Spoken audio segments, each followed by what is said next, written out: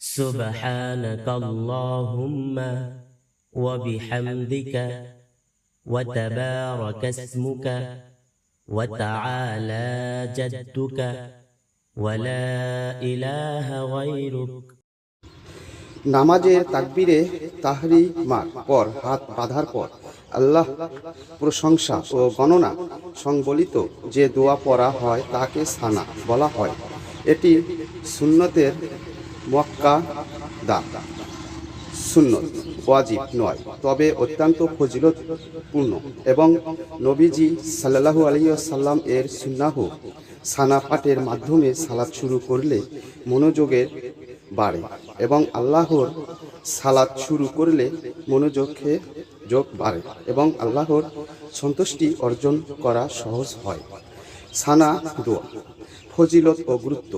আল্লাহর প্রশংসা সানা পড়ার মাধ্যমে মহান আল্লাহর পবিত্রতা গণনা ও প্রশংসা করা হয়, যা নামাজের শুরুর প্রথম ধাপ।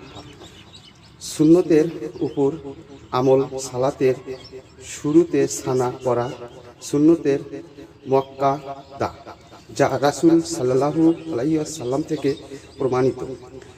মনোযোগ বৃদ্ধি। বিভিন্ন সানা পড়ার মাধ্যমে নামাজের মনোযোগ বাড়ে এবং অলসতা দূর হয়। শয়তানের ধোঁকা থেকে মুক্তি। এটি শয়তানের ধোঁকা থেকে বাঁচতে ও সালাতের মনোযোগ ধরে রাখতে সাহায্য করে। পাপ মোচন। সানা হলো দোয়া ইস্তেগফার, যা আল্লাহর সাথে কথোপকথনে শুরুতে সুন্দর প্রশংসার মাধ্যমে মনোযোগ আকর্ষণ করে। জনপ্রিয় সানা।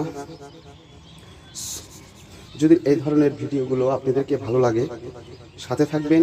পরবর্তীতে আরও গুরুত্বপূর্ণ ভিডিও নিয়ে আমি উপস্থিত হব। আজ এই পর্যন্তই।